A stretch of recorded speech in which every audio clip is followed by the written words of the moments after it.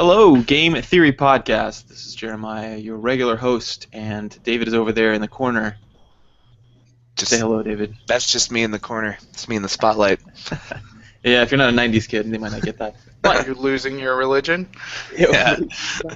Hey, it's good music. All right, so we have two guests this week. One of No, which... we don't. Oh.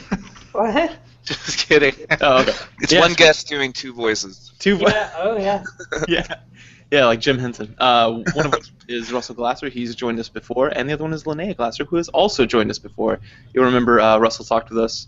Originally, it was about I believe it was it the Telltale games? What was it? No, we talked about playing to win, which led to you bringing on the guy who wrote that. David Serlin. Yes, that's right.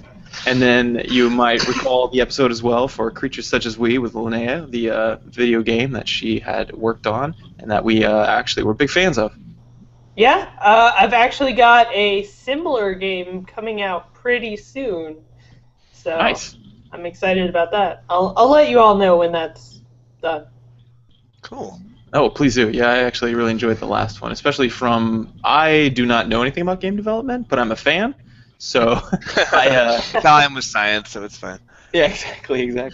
So, I like to play them and then, armchair talk about them, be like, oh, it was cool, this. So that would be fun. Yeah. But Linnea's done some great work. I also think I should mention, by way of introduction, the previous times I've been on, I didn't mention where I work, but since then, I took a class in streaming while working for this company, and they said, it's a good idea to disclose who you are if you're going to talk about games. So I am a web developer, just FYI. Today's show probably won't touch on any of that, but just letting you know. That cut out. Yeah, it sounded like while we you were shadily editing it to keep your identities. yeah. Oh. It literally cut out when you said the company name. I said I'm a web developer at Blizzard Entertainment. There you go. Thanks, computer. Are you moving towards and away from a physical mic? No, the mic's on my head. Okay. I think that was an internet Illuminati thing right there. Okay. Yeah, probably that. Yeah. Speaking of science, well, this week though we are not talking about any of those games, fabulous or otherwise. I'll reserve my opinion, although I've expressed it many times previously. We are talking about a different game, a different sort of game, kind of a collection of games. So how would you collect, if you could put all those in a corral and describe them? The Telltale games, Life is Strange, those sort of things. What would you label those? Well, we're talking about, Telltale has gone through a lot of evolution. They started as kind of just a graphical point-and-click adventure game company, and they started picking up a lot of licenses. I think one of the first games I played from them was their Monkey Island game, and also Strong Bad's Cool Game for Attractive People. Yes. But later, as they started to hammer out what they really wanted to be about, they came out with Jurassic Park, which was an early experimental new thing, and I would describe it as sort of Dragon's Lair with choices. Ugh. You guys play that at all? Played Space Ace, which was the other terrible game from that studio. Yeah. Maybe call it something like narrative-driven experience. Interactive fiction with a lot of feelies. They put a lot of emphasis on sort of the QuickTime events over everything else, and then I think right after that was The Walking Dead, and then they dialed back the QuickTime and improved their storytelling a bit. Yeah. Oh, and a word on format, by the way. We were going to start this episode. Should have mentioned this before we started talking about it. But we're going to be talking about the games and the genre with no spoilers. So if you play the games or not, it's fine. But in the second half, I'll do a large. I'll let everyone know that after a specific point, probably about halfway through, that there's going to be some spoilers because we'd like to talk about what they did with the stories and where they went with it, and our thoughts on those. But beforehand, we do want to give a discussion that everyone can listen to. Yeah, so I think the games we agreed to talk about were Tales from the Borderlands and Game of Thrones. You finished that, right? Mm-hmm. Yes. And Life is Strange, but you guys didn't finish that. No, and sad to say, actually, I wish I would have made time before this, and I kept thinking, oh, I'll get it done. I got some responsibilities. So we can talk about spoilers up to episode 4.5 or so, right? Yes. Okay. All right. Well, that'll be interesting. Yeah. But first of all, starting out. So, what are your thoughts about these games in general? Do you find yourself enjoying them? Do you ever find them tedious, or what are your thoughts? They seem to be a little divisive. I love them. Yeah. Lynnea? That's it? You just love them? Glowing endorsement? It's interesting because I am the kind of person who enjoys playing games that have mechanics of some sort at the heart of the gameplay, whether it's RPG fighting or building a base in StarCraft. But I mean, I come from a text adventure background from way back. I know I'm the oldest person here, and I grew up on Infocom games in the 80s. This concept started going around of interactive movies, which at the time meant full motion video, and I was really sort of scornful of them at the time because they weren't particularly interactive. They were, again, like Dragon's Lair. But somehow Telltale seems to have hit on that formula. It's like they give you a lot of apparent choices, although I think we'll get around to discussing that they're not as consequential as the game wants you to think they are all the time. Yeah. But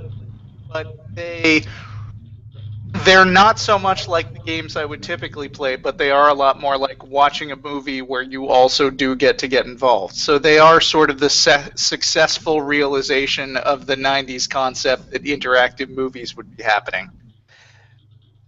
Oh, yeah, I think I remember those sorts of ideas. Yeah, they sucked. Yeah. Whoa! So I grew up. I mean, my kind of formative gaming years were actually in the age of FMV and kind of weird point-and-click adventure games where they were in that transitional area. So I actually really liked them, and I felt like they had this great promise that just never got realized. And I was kind of disappointed with that. But at the same time, I was also disappointed with those games because the writing was just so bad. Like, even down to their error messages, it would be something like, I don't see why I would go down there. And they're talking about, like, opening a gate. Yeah. Like the Strong Bad, where he parodies that genre, and he's like, "Yeah, you can't get G-Flask, but I want G-Flask."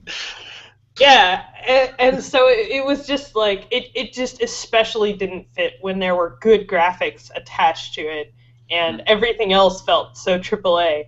Well, there were acceptable graphics in hindsight. Yeah. In hindsight, but during the time, those graphics were like really cool and cutting edge. That's true.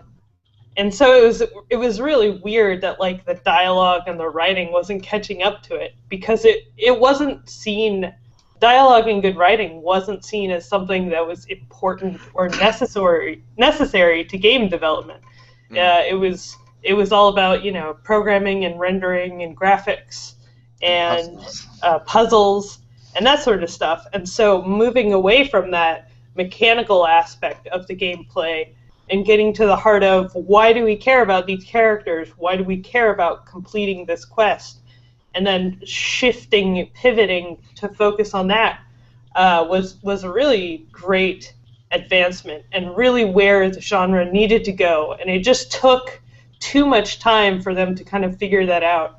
And there's this still whole like Nancy Drew sort of living genre of games where it's just about the puzzles and it's all kind of interchangeable what your quest is. And that's fine, but like that focus on narrative and people is interesting because it's kind of been bubbling up from like homebrew systems from independent game developers, like around Twine and ChoiceScript and a whole bunch of text-based adventures where people can write these amazing long stories and really personal, heartfelt messages. Also, Ren'Py, I guess, stuff like that.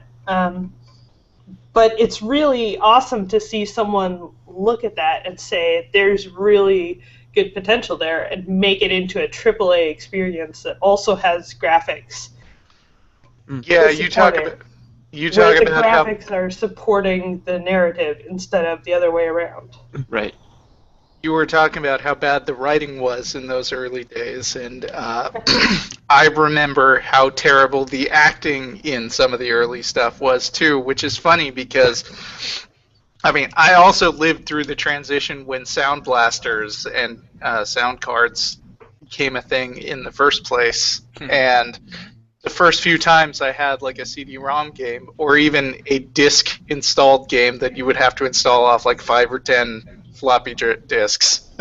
But they had voice acting the first time, and it blew me away at the time that my computer was talking to me, but at the same time, even though they got a bunch of real actors, it seemed like the actors didn't quite know what they were doing with the material, and so like I played King's Quest VI, which touted that hey, we got the guy who played Beast in the recent Disney Beauty and the Beast movie.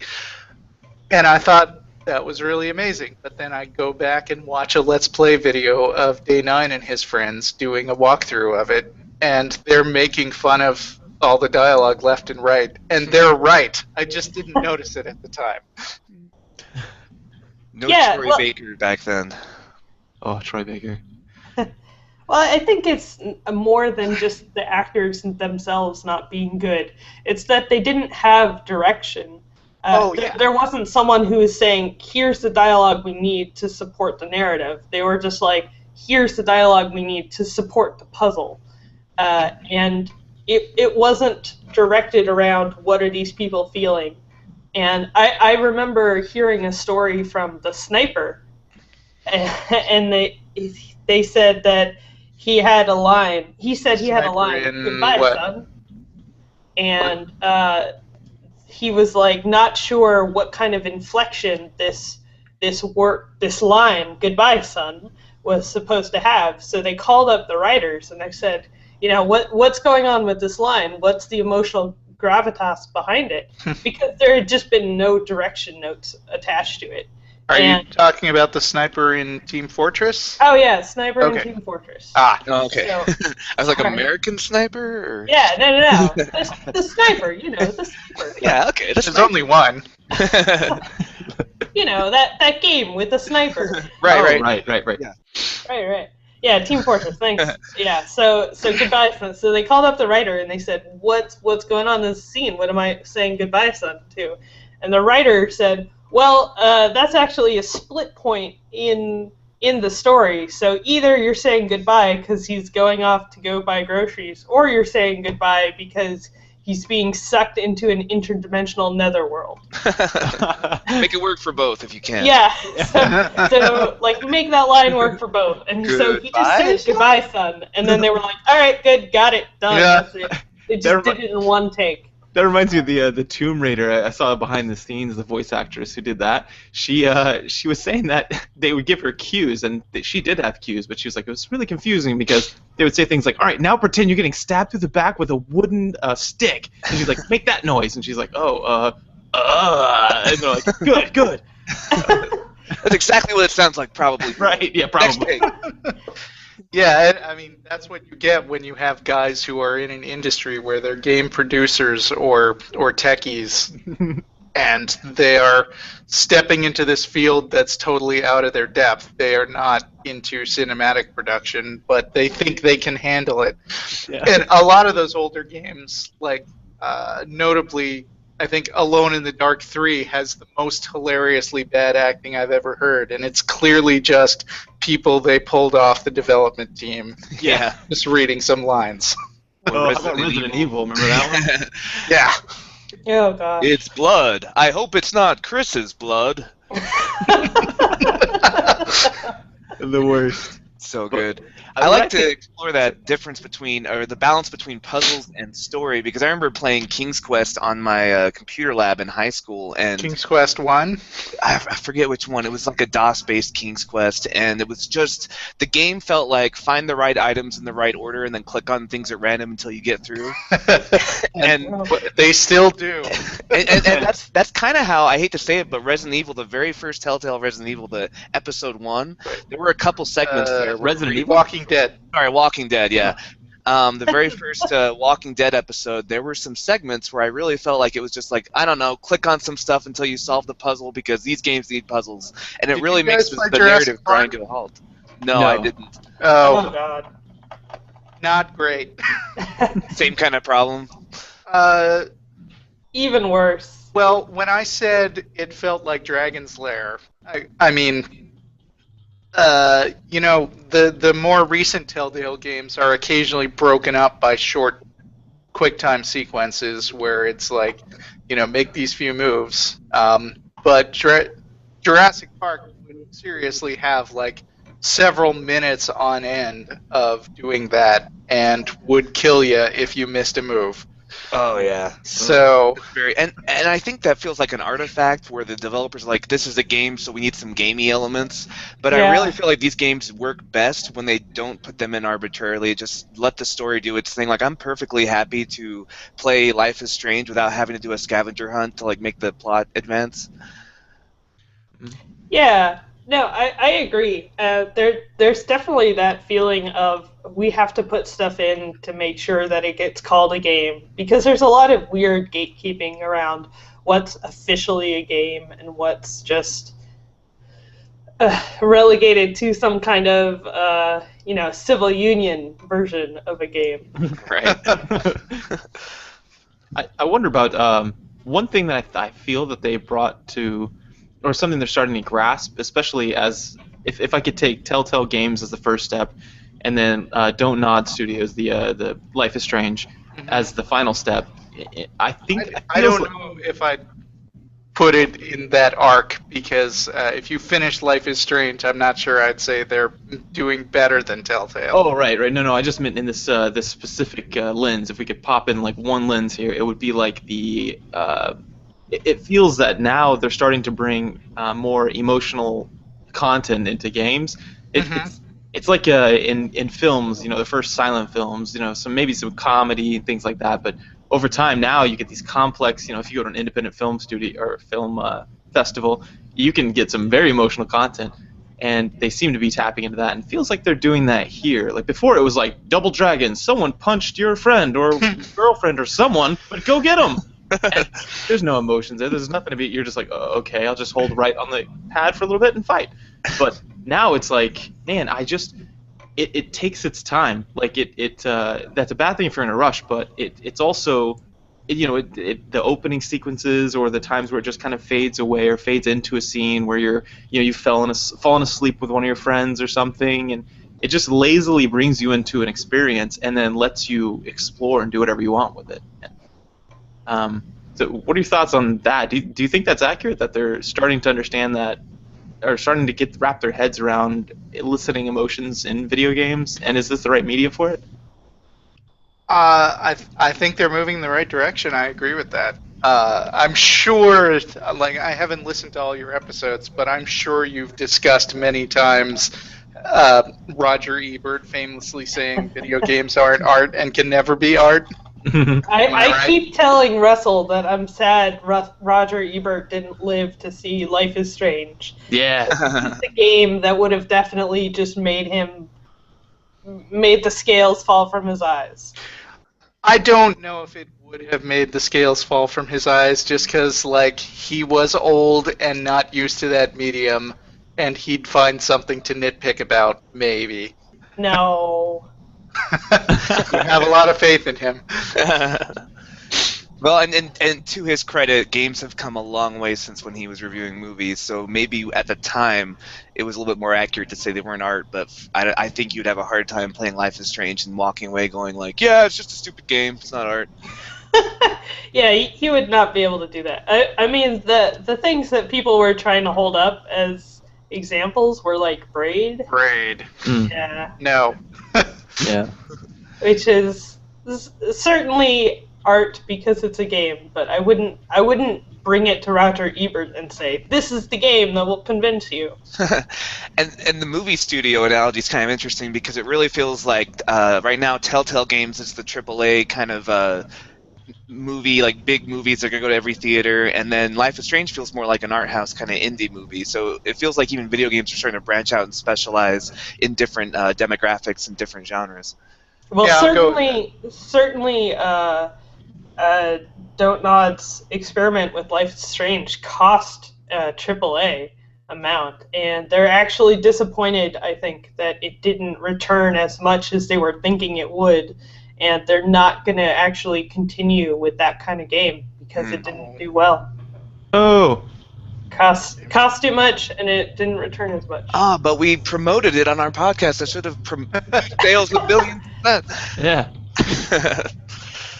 Oops. Well, I mean that's the thing about adventure games, and maybe like it in the 90s, early 2000s, people started talking about how the adventure game genre is dying, and of course we, in hindsight, don't think it was dead. It was just going through some weird transformation. But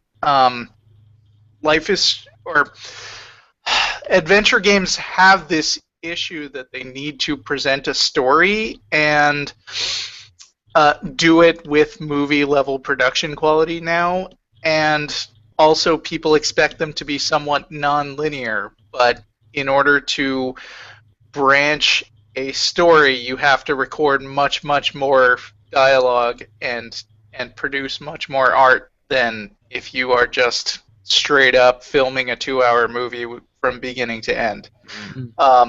And that is going to be expensive. And adventure games lack replayability notoriously.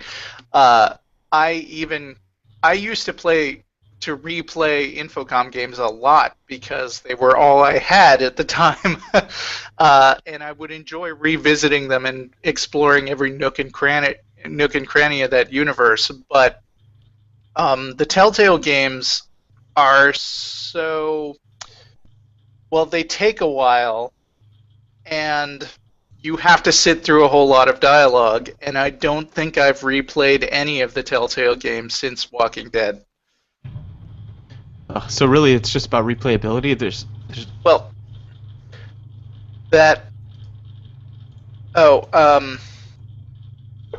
it's not that it's just about replayability, but replayability extends the lifespan of a game, whereas with a Telltale style game, you have to produce every moment that the player experiences. Mm-hmm. You can't just have emergent behavior. They have to follow your story or one of the many branches of your story. And compounding the problem, if you replay the game, some of the artifices revealed where you're like, oh, my choices weren't as important as I thought they were because I keep ending up in the same place. Yeah. Lynnea, do you want to say anything about your games in that light? I missed some of that because I had to drop and rejoin the call. But we were talking about the fact that Telltale games kind of lack replayability. And Jeremiah said that, what's worse is that if you do replay them, you see behind the illusion a little more and realize that your choices aren't as important as you thought they were.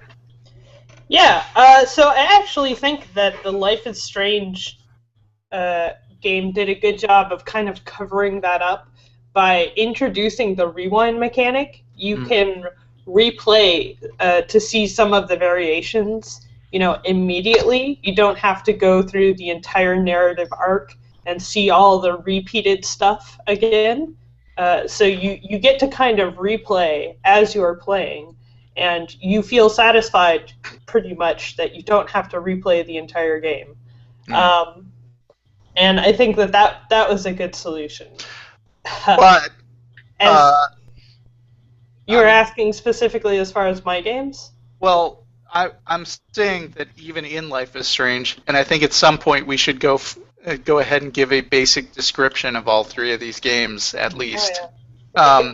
But in Life is Strange, there's still the implication that whichever choice you ultimately settle on, it's going to carry forward and affect future episodes, and you can't take it back after a certain point. And True. in hindsight, with several of these games, I can see that some of these choices that really seemed like they mattered at the time didn't. Well, I feel like part of that is just kind of true of life.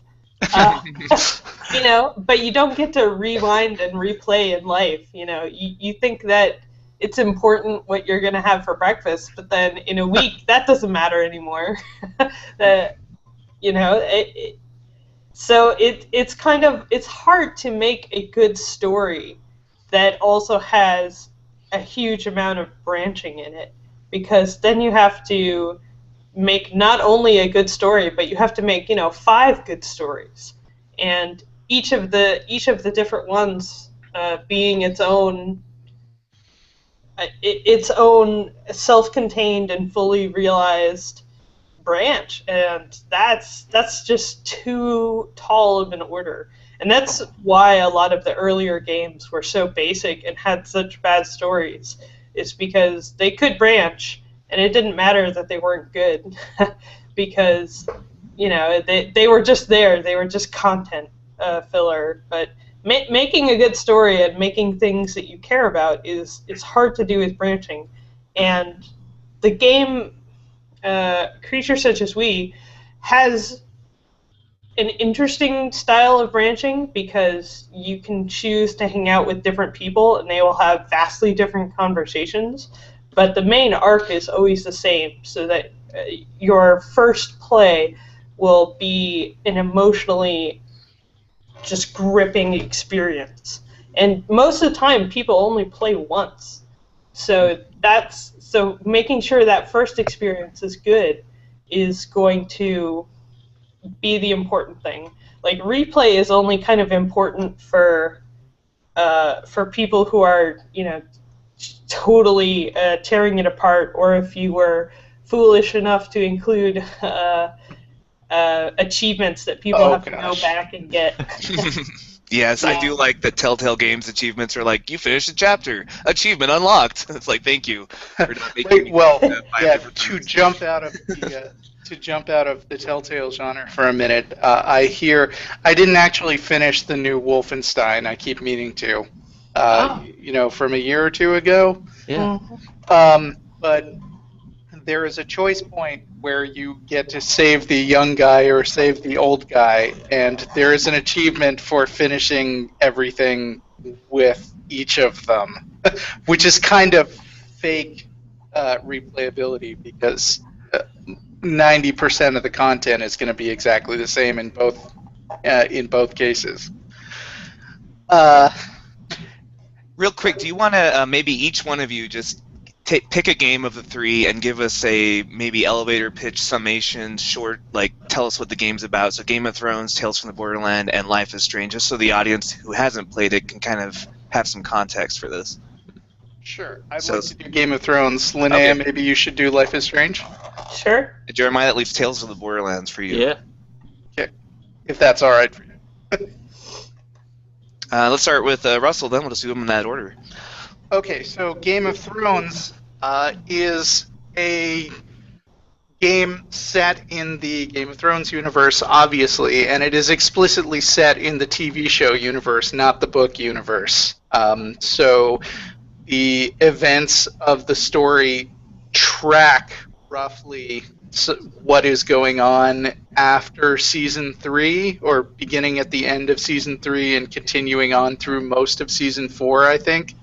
So one of the things that Telltale does all the time is they take an established universe but they don't want to just repeat stories you've already heard, because then people will nitpick about the details of those stories and the adaptation. So they introduce a new set of characters, which are kind of canonical in the sense that these characters are mentioned in the books. They say, oh, there's this other house called Forrester, and they are bannermen of the Starks, and they live in the north somewhere, but they are never encountered at all in the books or the TV show. So they take that as a jumping off point, and they're like, here's another house. We've got, 7 or so family members, and they can all have different things that happen to them. And similar to the way the books work, in the books, each chapter takes place from the point of view of one character. So they give you maybe 3 or 4, I guess 4 playable characters per episode, and they scatter them around the Kingdom of Westeros so that everybody gets to run into different landscapes that take place in the story. So you got one guy who goes off to the wall, and you've got one guy who hangs out in the north, and then there's a woman who's the handmaiden to Marjorie Tyrell, and you have who am I missing? Oh yeah, you have another brother who's off in the eastern areas with the desert lands of. He's in Marine, and this means something to people who do watch or read Game of Thrones, and not to anyone else. But there are these people who roughly parallel the Starks in that they are nice, good, well-meaning people who are put in terrible situations and have to play the game and vie for power in various different ways and constantly be in peril of their life. And those perils are taken seriously because in George R.R. Martin's universe, anyone can die, and in the case of Telltale Games, they wisely decided that means player characters can die more than once without any over the screen, just a consequence that happens in the story, and you have to live with it. Yeah, you cut out there a little bit, but basically you're saying that the slightest decision is going to get somebody killed in this game, just like in the show. Yeah. Yes, although as I said before, that some choices are illusions. There are a lot of people who will die that you just can't do anything about it. Just like in real life. All right. And so the next. Oh, Life is Strange. Okay. So Life is Strange. You're playing a high school student who's kind of awkward and who manages to get time rewind powers, so you can kind of undo mistakes and a few minutes worth of time rewind powers, and so you can kind of learn information and also solve a few time-based puzzles, like 4D puzzles.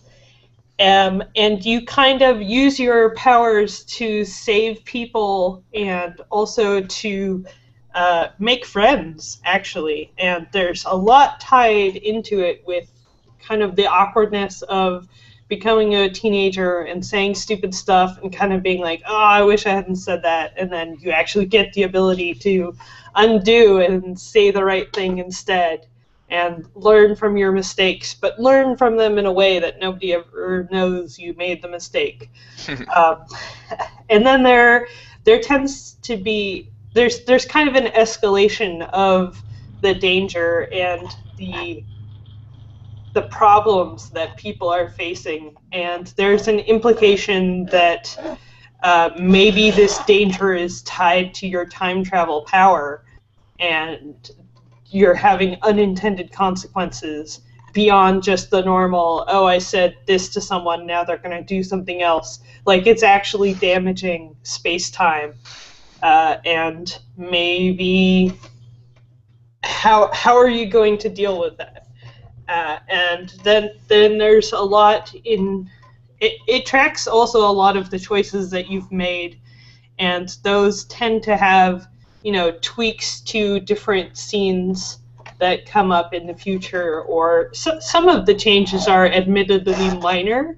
Like you can water your plant or not water your plant, and then I guess in some future scene your plant will be dead or alive. And so they have those smaller choices in like a separate section, but they do keep track of those as well. It was interesting that they didn't force time on you like the Telltale games did. Normally you have a certain amount of time to answer things when you play Telltale games, and then this one was like this. It was weird. I would sit there and I was like, oh, I guess I can just think this through, and you could always rewind it. It was a whole different, well, not whole different approach, but a very different approach. Yeah, that's right. Because even when you get to a death scene, like you will just hit the moment of death and it will freeze frame, and then you still get to rewind. Yeah. I've hit those quite a bit. It really simulates when I play Telltale games, there's always that temptation to reload a past save if you feel like you made the wrong mistake. Yeah. And they're just like, you know what, you're going to do that anyway, so here's a mechanic for it. Let's just speed this up. Yeah, like Prince of Persia, sort of. Yes, just like Prince of Persia. And I will say Lynnea is a much bigger stickler for going back and making exactly the right decision in Telltale games than I am. And it's frustrating for her because we play them together sometimes, and she doesn't like a decision I made and says, you have to reload. And I'm like, we should just live with the consequences. Yeah. So I only do that when we play together. I mean, when I play by myself, I make the right choice. That's why we don't play them together as much. I did want to say with the Telltale versus the Don't Nod mechanic of it's actually a lot of extra work for Telltale to have that mechanic where you have a limited amount of time to reply, because they have to write all of this additional dialogue that fits in during that countdown period. Oh, right. And that has a whole bunch of cutoff points where each cutoff point is it still makes sense for you to interrupt them at that point and then continue the conversation. So I'm always kind of amused when I play Telltale and I reach one of those decision points with a countdown timer, because the person will just kind of like just keep muttering about the thing that they've already said. They're like, do you think we should do this? I don't know. I kind of think we should, but then what about the alternate choices? I just don't know. Yeah. So if you just let the timer go down. I like the one where this guy asked for help, I think, and then he's staring there, and you can choose your different options, and I was like, I was kind of mulling me over, and he goes, or you could just kind of stare at me. This is getting creepy. And said something, and I was like, yeah, and hit a button. We watched somebody else do a playthrough of Life is Strange, and he's like a pro Hearthstone player, and so this isn't his kind of game normally. And when the first choice showed up, like you're in class and the teacher is calling on you to, the action is waiting for you to complete an action, but the teacher is sort of lecturing, so he just the player sat there and did nothing and listened to the lecture. And the lecture, you got like a college credit. I came away with the idea, like, what is this guy actually teaching? Are we learning anything in this class? Because he's just sort of throwing out one-liners one after the other, short pauses. He's got a quote book. He's just reading through it, and he's like, class dismissed. So Tales of the Borderland. Also Telltale game. It's quite a bit different in tone than Game of Thrones. So Game of Thrones, oh my gosh, you play that game and I literally just sit down and I get a cup of coffee and I get some water and I'll be like, here we go, and I'm just ready to go, ready to weather storm. It feels like you're gonna go into a CEO like meeting or something. Yeah, it's emotional. Yeah, because it's on a timer and everything. But oh man, Tales of the Borderland, you just act like an idiot. Like it's one of these fun games where you're running around. You can click any. It feels like you could do anything. There'll be an option to tell like the most powerful man or woman in the world that they're stupid or that you hate them. And sometimes it helps when the powerful guy is Patrick Warburton, right? Great. Which is Kronk from Emperor's New Groove. Yes. Yeah, if you guys have heard his voice, he kind of talks like this. Yeah. So He's a great Yeah. voice actor. This is a lot like that. It follows the arc of two different people. One is voiced by Troy Baker, one of the best voice actors of all time, if I could say so. And his name is Reese, and he works for Hyperion, which makes guns in the game, and different kinds of technologies. And he's just out to just do anything. He's just a capitalist dude that's out to get his own, kind of, in corporate greed and corruption. Then the other character is Fiona, who's a con artist down on the surface world, so not way up on the moon on the Hyperion. I think it's called. What's it called? The Hyperion. Yeah, Satellite, maybe? the Hyperion Corporation. The base? Their little moon base. Moon base. So she's down in the real world, just trying to survive, and a little more than that too. More of like just a con artist. So it's this kind of shoot from the hip thing, like tone, I guess, or way to play the game. That's just it's a blast, and it's very She's humorous. voiced by Laura Bailey, who does Jaina and yeah. a lot of other characters in games and anime. She did Pride and or Pride? No, it was Lust. Lust. In Fullmetal Alchemist Brotherhood. Yeah, she's a phenomenal voice actress. Yes.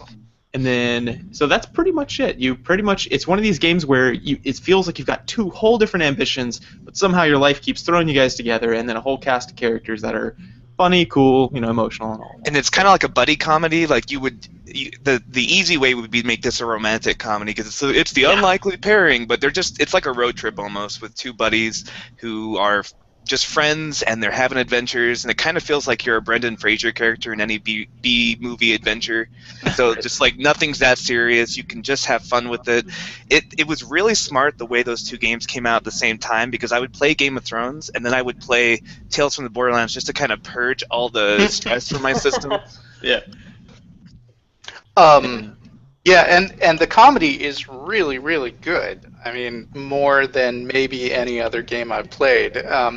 They have really smart opening title sequences where they take some very funny moment and then they freeze it and then they start working it into the credit sequence with like great music. I've downloaded like the songs from the openings. But also they've got this unreliable narrator thing going on where the first few episodes are just people saying what happened in the past, and it's these two characters who don't really like each other, like contradicting, that didn't really happen. Yeah, the unreliable narrator mechanic is used to its full advantage in that game. Mm-hmm. It's quite good. So that's kind of an overview of the three games. And yeah. Guess... So one of the things that I did actually want to talk about with regards to like the Telltale games and also Life is Strange is their romantic choices. Because I've noticed that in all of the Telltale games, I actually haven't played the Game of Thrones one, so you can correct me if I'm wrong here, but it seems like all of the Telltale romances have heterosexual romances where you play as the male character, and I haven't noticed like any variations on that, and it's been kind of disappointing so far that's the way that the games have been shaken out. Yeah, Game of Thrones has a female romantic option, but it's not very romantic at all, so I think you're right in that trend. You're talking about Roderick wooing some lady? Yeah, I'm talking about the sister that's in King's Landing. She gets a romantic choice, but it's more of a kind of rapey choice. Oh, so yeah. it's not. I wouldn't really classify that as romance. Right. Right, yeah, Yeah. that's not romantic at all.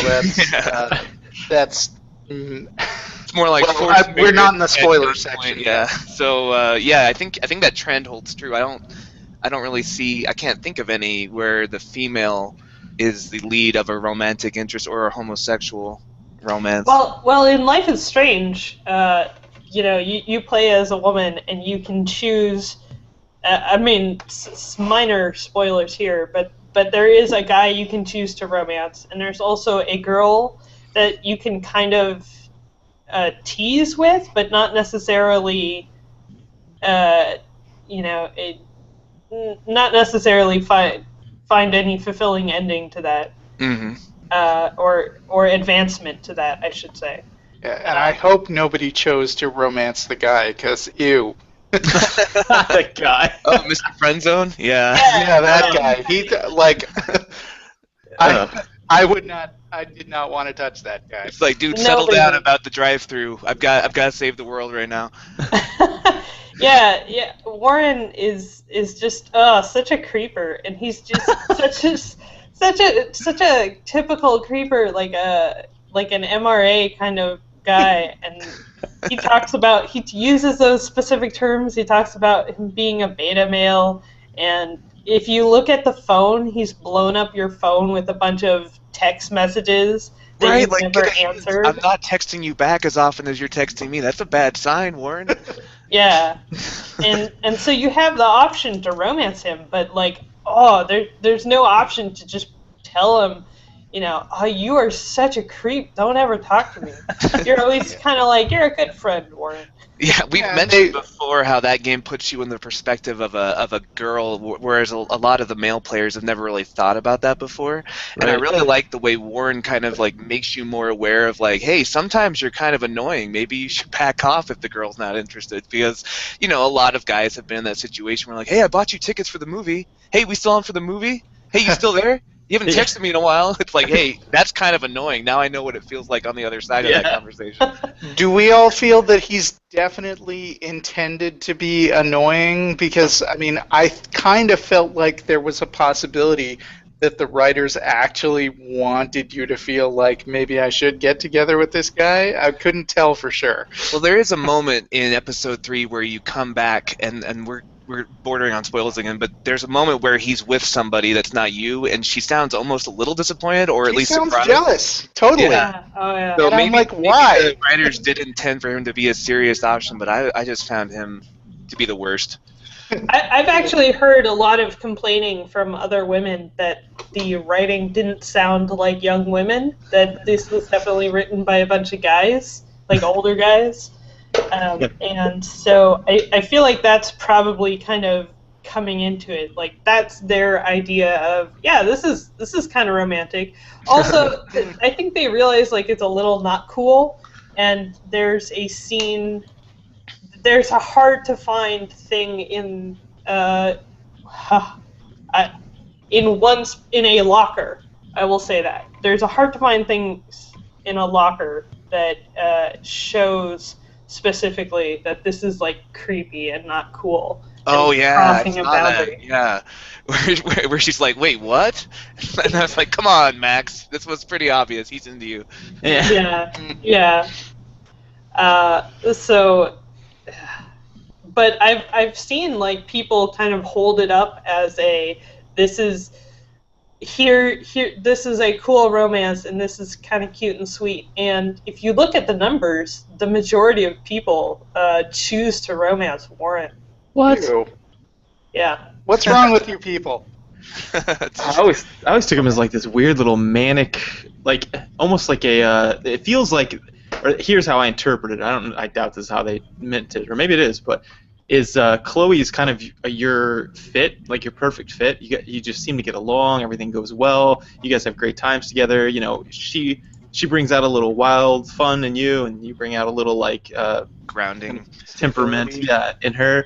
And then Warren feels like this. Like I thought it was being held up as like your heterosexual equivalent, and saying like maybe that's not for you. Maybe males aren't your bag. Maybe you're just purely homosexual. At least none of the guys at that school are. There's no like good fit at Beckendale or whatever the school's name is.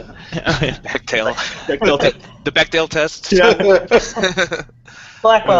Blackwell. Yeah, there you go. I was thinking. That's right. Thank you. Because I was thinking of those games, how they all passed the Bechdel test, and I was like, well, I mean, that's a low bar, but at least we're going in that direction. Right. Yeah, that's true.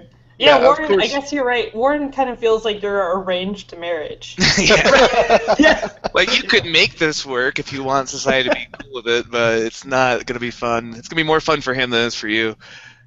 Oh. Well, do you want to do the spoiler section then? I don't know. I'm trying to think if I have anything more to say in general. I'm just continually surprised that I like these games, just because I did have this past history of seeing what looked like an industry move toward interactive movies and thinking, oh, this is just a terrible idea. This is going to make a lot of really bad games. And indeed, the story is a lot more like presented in movie format, or maybe like a choose your own adventure, where the choices that you do have to make, like there's QuickTime events, but they don't matter because the QuickTime events are just walking you through this predetermined sequence that's going to end a certain way most of the time, right? Mm-hmm. So the QuickTime events aren't important choices, and like I said, the choices that are there are often illusory, or they will just lead to some branch or other. Especially in Game of Thrones, there is a major branching point eventually. But for the most part, the story is determined ahead of time. And so I still have a hard time wrapping a head around why this works as well for me as it does. Yeah, that's a good point. If previously I used to approach gaming as like, I mean, RPGs I guess a little differently, but that was like a succinct subset of gaming that I would do. But normally it's like, yeah, like StarCraft, FPSs, fast-paced, fun, edge of your seat kind of running, and then Life is Strange is completely different. You sit down, put your headphones on, and just kind of get lost for a while. It's a whole different experience. Well, I think that the game works in a way because you don't spend it like pulling back the veil.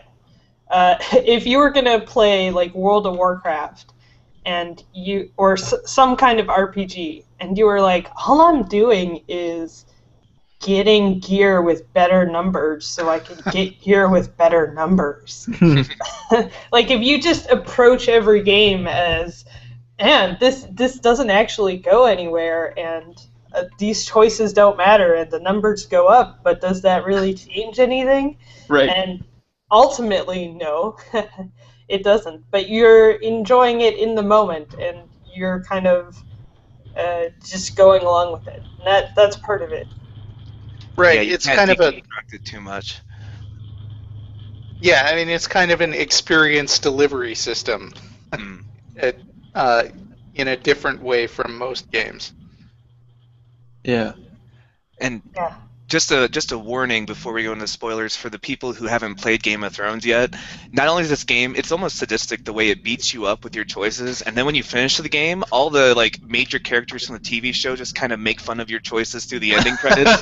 So it like really rubs salt in your wounds. We should do Game of Thrones last because, Linnea's not going to be interested in that discussion, I think. I actually haven't played Game of Thrones, specifically because I feel like I deal with enough of that. Life is hard enough without putting you through that. Yeah, without putting me through that. Like, I don't need a fantasy world where things are terrible there. So she doesn't. She read. She read the first book, and that was it. And then I badgered her into watching a couple of episodes of the show in the first season, but that was it also. Yeah, well, as soon as Ned was off the show, I was like, that's it. Is that too much of a spoiler still? I think the internet's aware that Sean Bean doesn't make it very long in anything. In anything. Well, I just said he was off the show. Okay. An actor has very short-term commitments for any project. Right. I hear rumors that there might be flashbacks of him in the next season, but I don't know. Anyway, but that's not what we're here to talk about. Although I would. All right. No. Okay. Well, let's. I guess I'll make the announcement here. Big spoilers, guys, ahead. We're going to be talking about each one of these games and decisions we've made, and then meaningful discussion about those. So, if you haven't played any of the games, I suggest don't move forward. Do we want to set a time limit per game, and then people can tune in if they have played some of them? Sure. That sounds hard. Yeah, let's see. What about Let me get 15 a little minutes? clock I here. don't know. Yeah, we could do 15 minutes each game. So starting now, let me see. It's almost exactly. Well, it's about 55 minutes in. So I'm making a mark here, and then we'll talk about 15 minutes for each game. Okay, what are we talking about first? People want to know. Get a countdown here. What do we want to talk about first? We're doing Game of Thrones last. We could do that first. I'm fine. Okay. Yeah, you never will play Game of Thrones, so I guess you don't care if it's spoiled. Nope. Go All ahead. right, so 15 minutes for Game of Thrones. If you have not played Game of Thrones, skip ahead in the podcast and it will be safe. All right. So spoilers for Game of Thrones starting now. All right. Okay. So thoughts on this? Oh, wow. Did anybody win that last battle? That's my first question.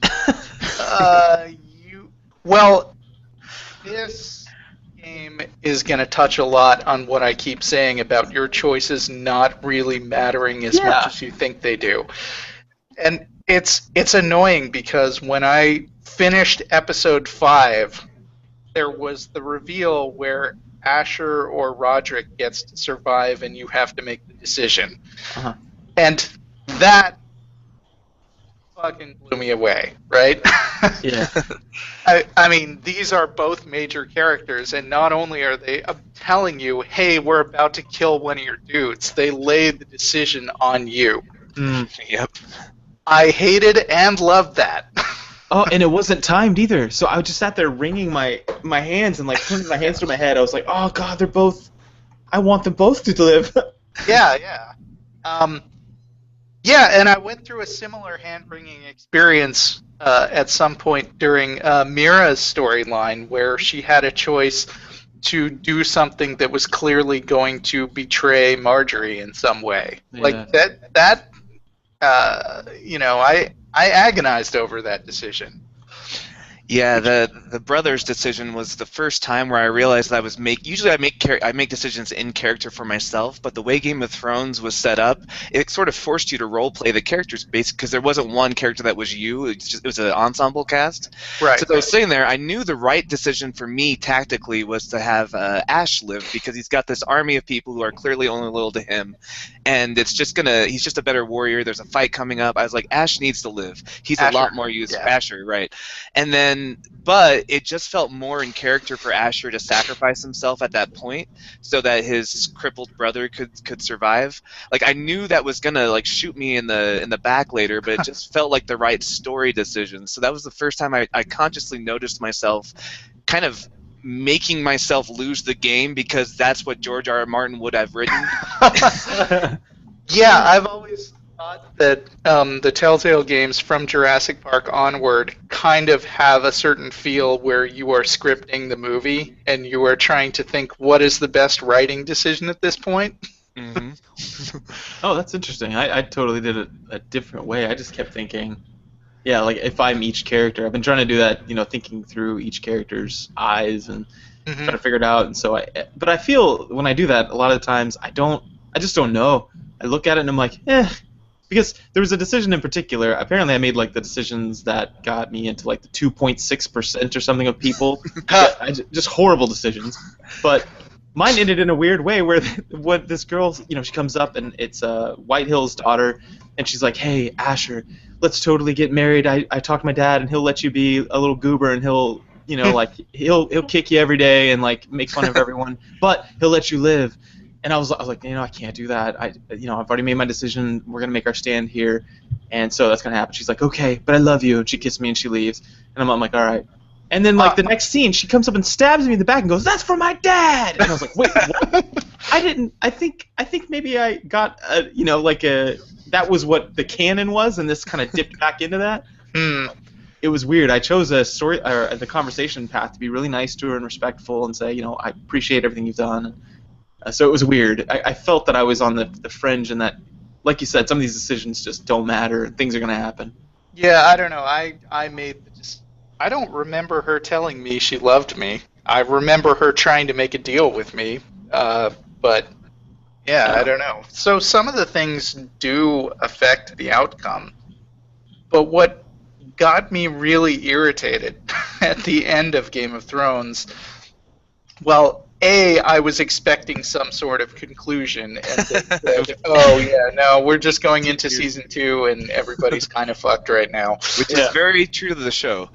It is true to the show, but it's not like it annoys me in an adventure game because I want to win in some way. Yeah.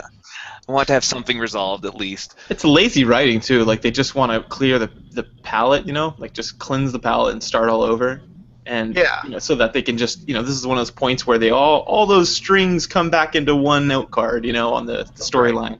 Like Walking Dead had a season 2, and we haven't played season 2 yet, but the conclusion of season 1 definitely was a resolution of sorts. Mm-hmm.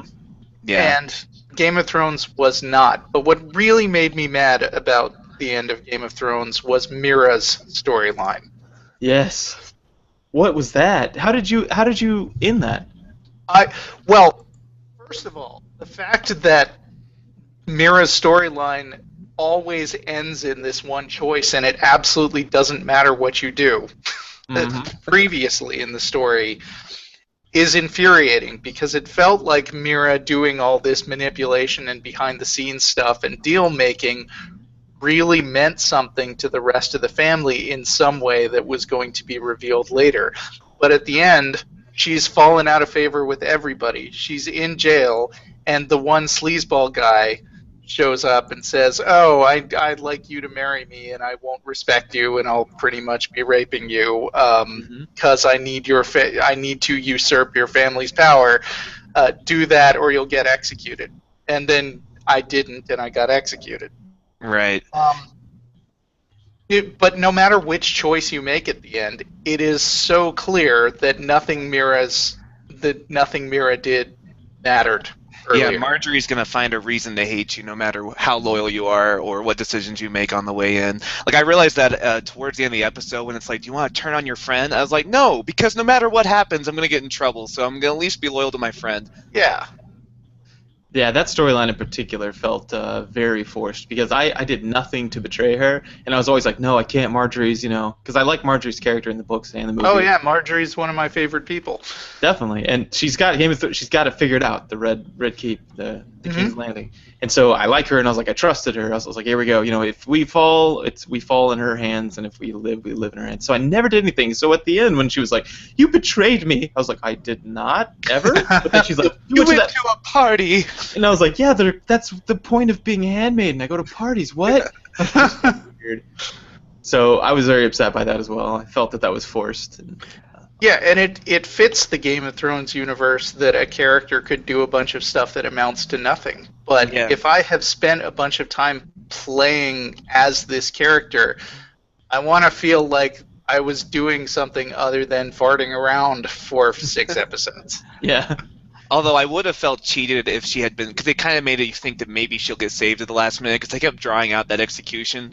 Yeah. And I would have felt cheated if someone had come in and been like, just kidding, last minute pardon, because that would have felt like not the Game of Thrones. So it was a kind of a good, almost a Ned Stark parallel, because I was making Ned Stark choices throughout the thing, because I was just like, no, I'm not going to be a sleazeball. I'm not going to let King's Landing corrupt me. And I'm like, oh yeah, that's what happens in this universe, is you die if you don't play the game, right? I specifically decided not to be too much like Ned Stark, because I know what happened to Ned Stark. Yeah. But it didn't matter. That's the thing. Like, and if it wasn't paired with, like, imagine all of George R.R. Martin's deaths put together in one season finale. You don't want that.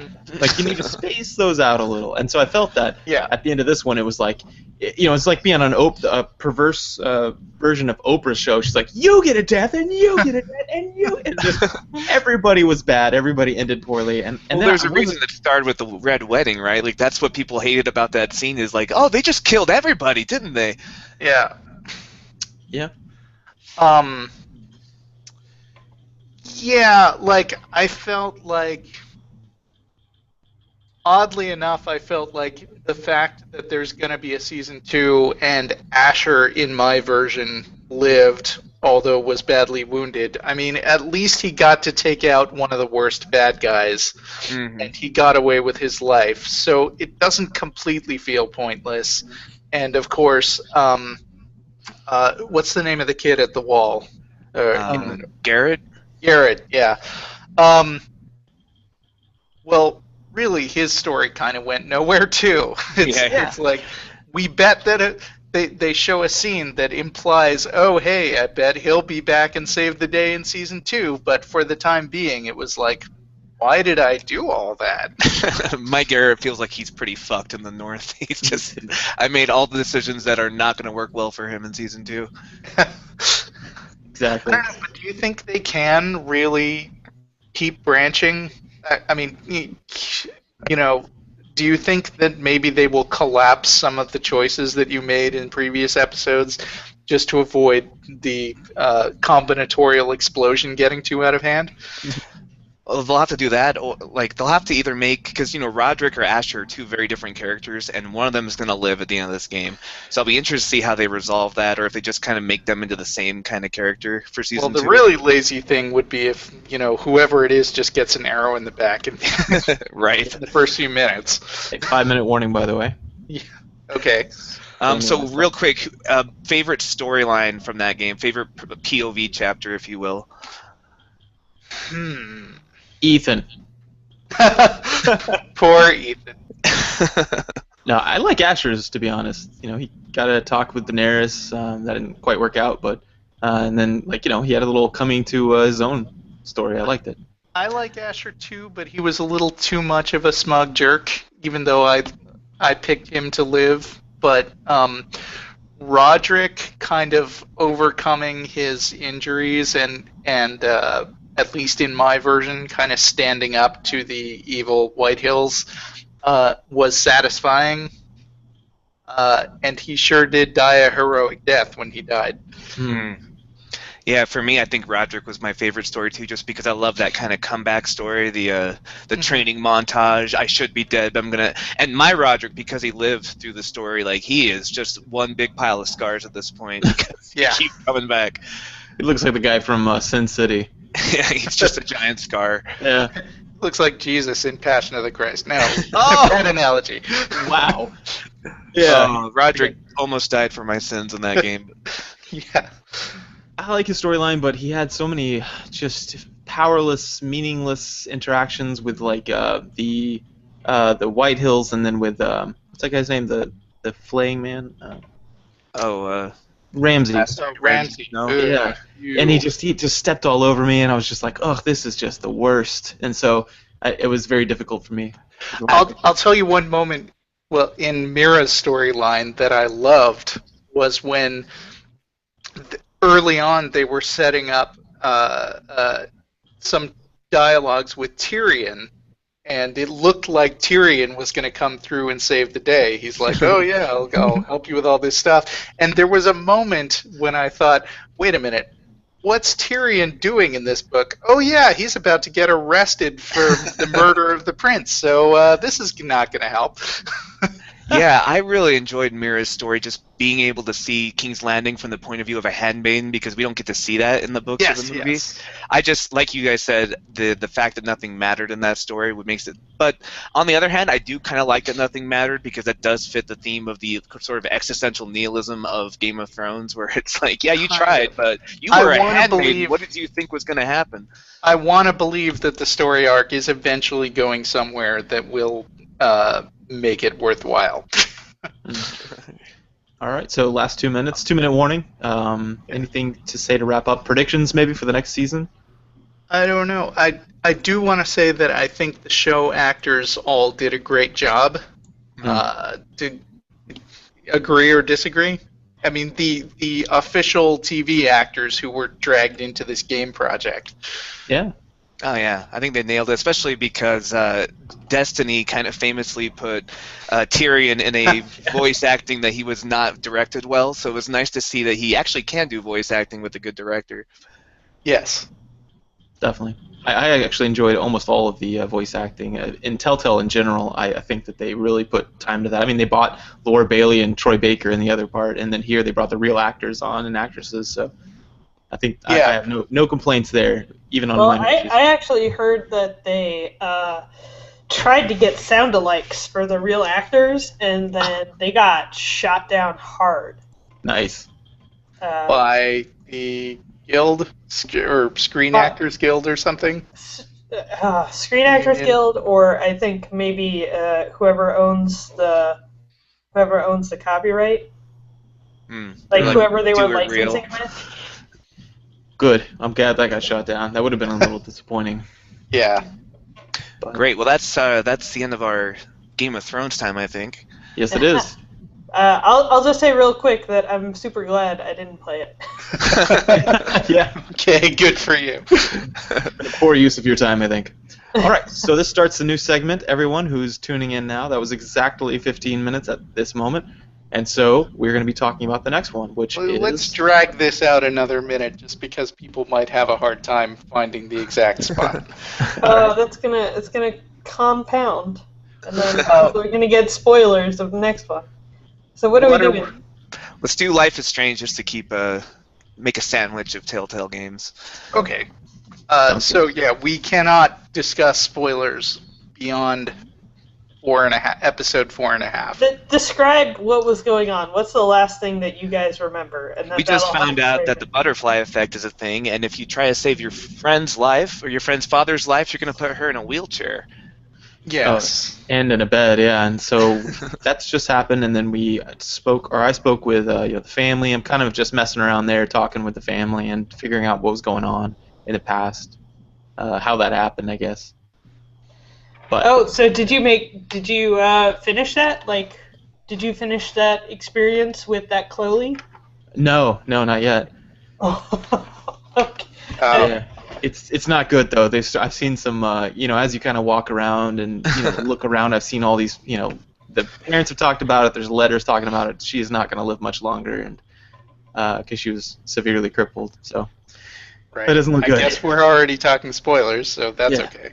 Yeah, this game does the best job with time travel that I've seen in a game, where they really show it's hard to write time travel well. I mean, look at the time turners from Harry Potter, where they become plot holes if you take it to the logical conclusion. Like this one really, it's got like a Back to the Future almost, kind of like unintended consequences happen when you screw around with time. Mm-hmm. Also, you get nosebleeds, so it's like a double disincentive.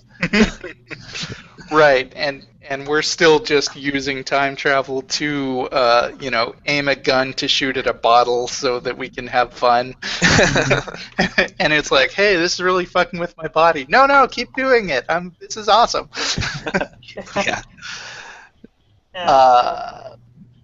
I find it interesting though, because they have this mechanic, or they have this story element that the healthcare is costing the family so much money because it's really expensive, and it's not gonna they basically cannot afford it and are taking out multiple jobs, and I just feel like this is definitely a pre-Obamacare storyline. Right. This is like Breaking Bad, where if you're not an American, you're not going to understand why the plot works anymore. You're like, wait, why not just go to the hospital?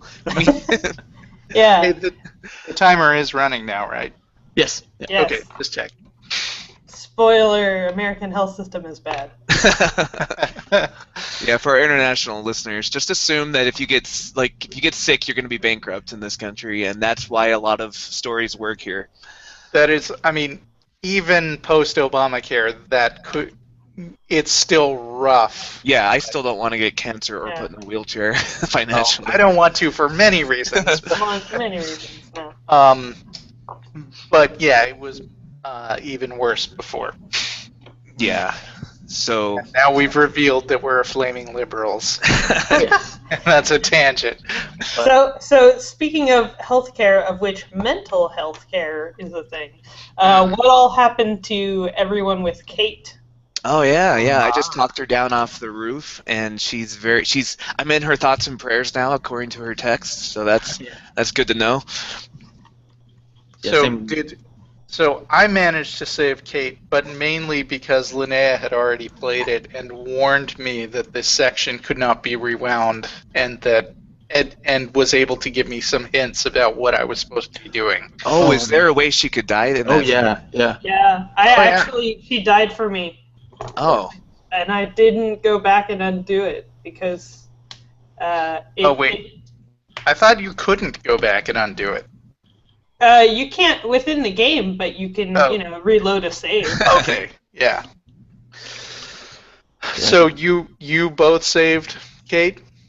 I did. I The did, review yeah. I read, one of the official reviews, the guy thought that it was necessary that Kate died, and I was like, oh, well, I saved mine. So Yeah, I That's saved weird her because as it well. says at the end of the chapter, these Oh. people saved Kate and these people didn't. he sounds like a bad video game journalist if there's such a thing. Yeah. Ethics in game journalism. No, Oh, don't boy. even joke. Not really. Oh Don't boy. even joke. Yeah, story-wise, she can. I mean, either way, it's gonna change the ambiance of the school. Even an attempted suicide is going to be. It's gonna really change the plot, so it works whether she lives or died. I just didn't. I guess I didn't pay attention to that because I was like, yes, of course you save her. You have time powers. Yeah, but they establish before you head up to the top of the building, oh, I've been overusing my time travel and I don't know if I can physically do it one more time, so I Right. got one shot at this. I think they make that explicit. Yeah, and they do kind of make it a big point after you save her, like, but what if I hadn't? It could have gone either way. I like Life is Strange because they made me care about the characters and like even small decisions like getting someone water, for example, something I really wanted to do. And in all the Telltale games, I just never was like so attached to someone that I was like, oh, let me take care of you, or let me help out in these situations, or I don't know. Like I really have a feeling for the cast of characters. I'm like, oh, Chloe, poor girl. She's depressed and all these things are going on. Yeah, and in other games, like Game of Thrones, I care about people, but I'm really just trying to save them, and make sure no one dies. Right. Yeah, I mean, I actually feel the friendship between Chloe and Max, although, I feel it as kind of a cranky adult going, oh, these stupid kids. Teenagers. They think they know everything. This is the demographic I work with as a teacher, and so it's kind of fun for me to kind of see what's going on behind the scenes, because I know the writing isn't like spot on, but it does sound, just having worked with teenagers, like the dialogue, it's not like when they say stupid things like hella, they'll call each other out and be like, did you just say hella cool? It's like, yeah, I know, I don't know what I was thinking. So it does feel like better writing for teenagers from my experience than most games that try to write teenagers. That's true. Okay. Step in the right direction, at least, if not still far off, right? And I think it helps too that all of the different teenagers have kind of different things going on with them. They each have their different things that they care about and are wrapped up in, and some of it, is important to you, and a lot of it is just not, like someone being pregnant or having been pregnant, and you just kind of figuring it out after the fact. Yeah. She's kind of already moved past that because she started dating someone else. Right. It wasn't the token teenager, like the token female or the token minority, right? It's like they've actually got interesting storylines that are well thought out. Well, and good writing means that each character will have a voice where you could do almost like a quote from them, and you'll know which character said that. And I think this game does a pretty good job of that, where I could take a character's quote without their citation, and I'd go, oh, that's Warren, or oh, that's Chloe. Yeah, the interaction of different characters with each other really goes a long way towards establishing a really good, well-written story universe. It's one of the things I've always loved about Coen Brothers movies, for instance. Like, The Big Lebowski or Oh Brother, Where Art Thou or Fargo, is that they establish these really, like, just a big ensemble of incredibly quirky characters early on, and half the fun is seeing, like, oh, what happens if these two characters start talking to each other?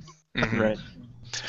The genius too of this game is that there's an apocalyptic end of the world event that you find out in the very beginning of episode 1, but they write it in such a way that high school itself feels like this whole world that's important. Like, if you remember being in high school where all these problems are so big and they all matter and this whole world is so complex and yet you can't wait to get out of it, like they really capture that feeling of there's an apocalypse, but also I'm in high school and these problems matter, and it's just like they capture that kind of adolescent angst of like, I feel invisible, there's all this drama, there's all this politics, and in 10 years none of this is even going to matter. Yeah, exactly. The popular girl is so mean to me, and the world's going to be destroyed.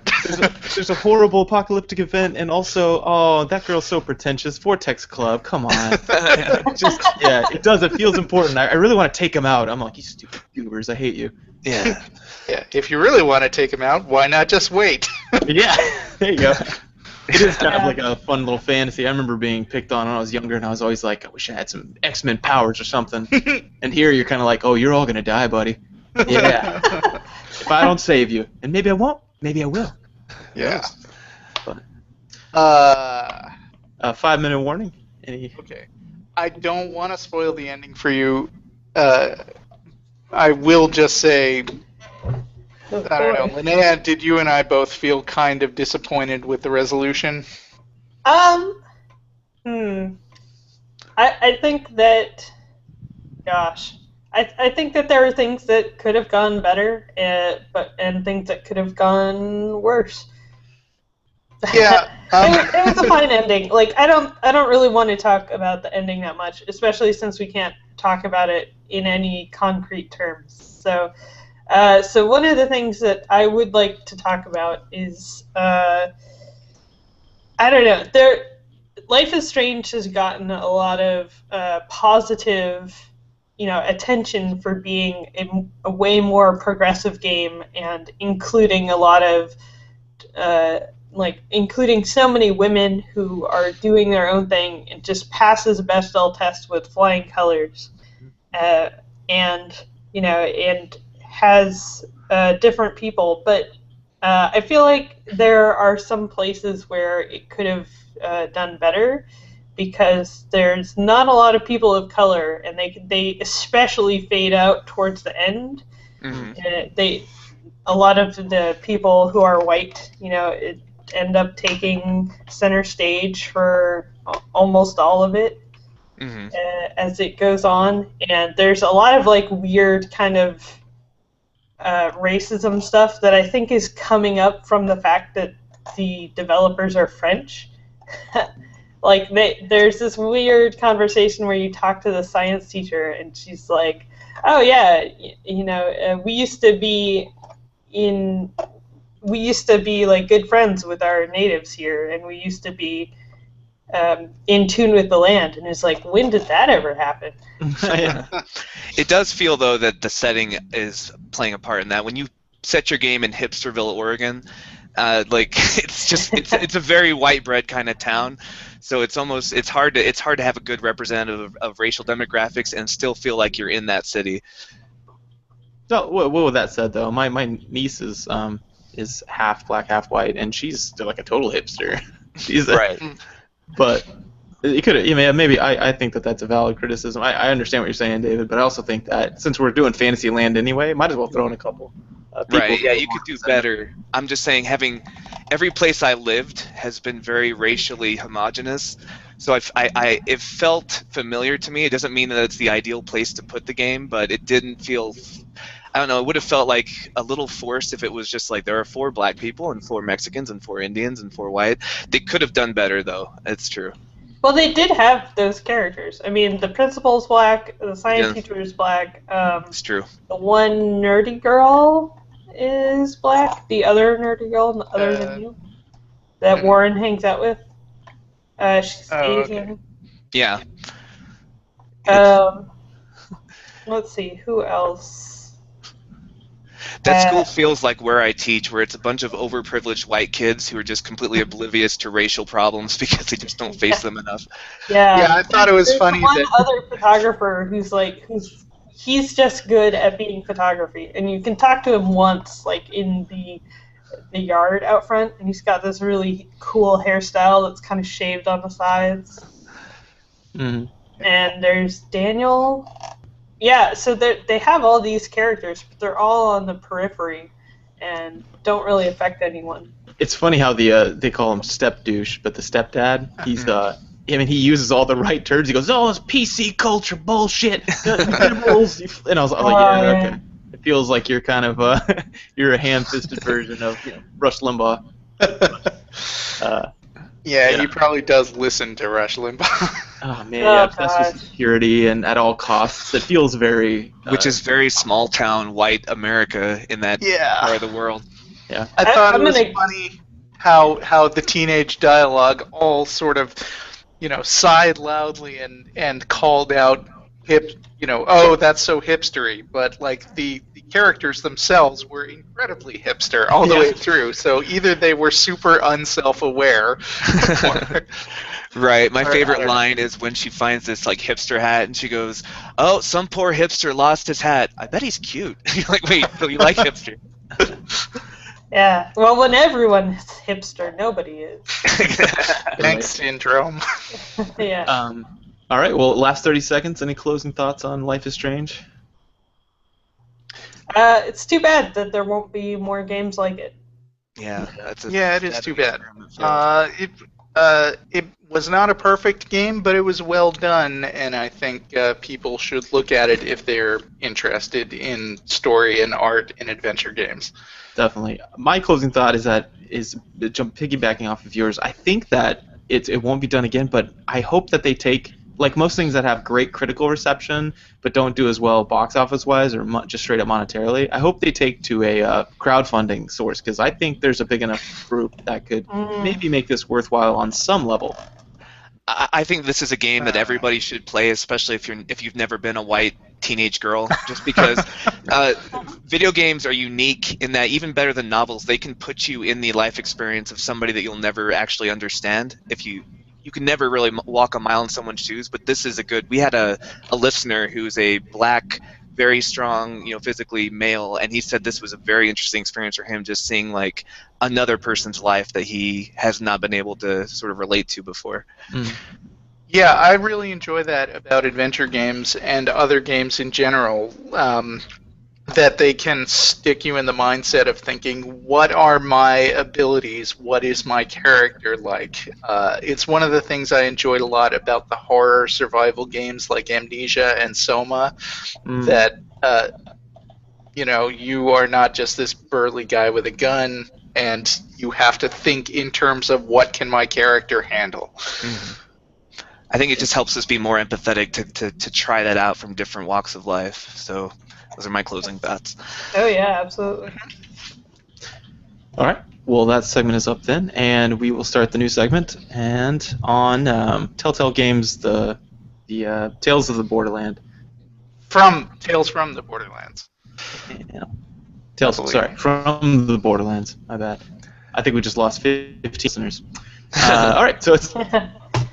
All right, so what are your thoughts? This game, the story, I guess the resolution. But weird, oddly emotional until the very, very, very end. But so much fun. This is the game I literally had the most fun playing. I had a big smile on my face the whole time as I was playing this game. Yeah. There were just so many little moments, and the writing was just so consistently enjoyable from beginning to end, and not enjoyable in an "oh, that's clever" way, but just like they told jokes, and the jokes were funny in their own right, as they were meant to be. Laughing with the game. Yeah, like the tears part. It was just a glorious experience, and it's hard to put into words how delightful this game was. I mean, I cared about everyone. I wanted to solve things. I enjoyed getting to be kind of douchey, but also still obviously the hero, and still obviously caring about people. And like, there are comic relief characters who are great comic relief. Like, you have Gortys, the adorable robot, and it's like, that could so easily be like a Jar Jar character. Yeah. Oh gosh. Is that the same? I think that's the same voice actor as the Full Metal Alchemist, the little brother. Not Edward, the other one. The suit of armor. The suit of armor, yeah. And so it's hard not to get like really attached to that character. I was like, save him at all costs. Any game that lets you bro fist a robot in the first episode, it's gonna be fun. Yeah. So I have complained in other games about how your choices don't matter, and while that is still true in many ways here, There is an ending sequence where they call back a whole bunch of your decisions at once and make it clear, like, yeah, this path is now closed to you because you made that decision. When you're assembling your final team. Yes, and I was kind of locked into a particular team because I shot Felix, and I didn't even really know that letting him live was an option.